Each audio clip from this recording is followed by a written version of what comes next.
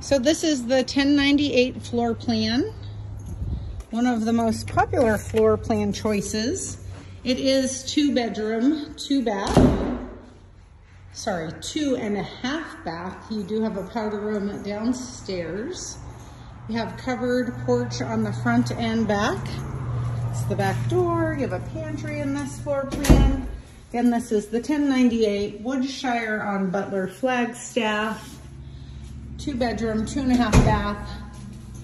We have 5 lots left at this point.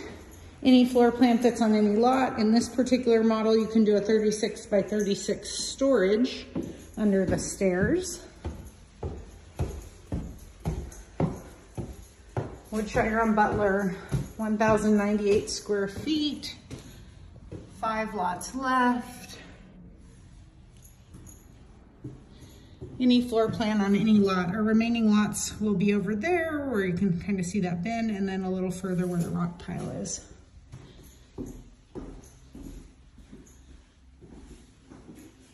First guest bedroom.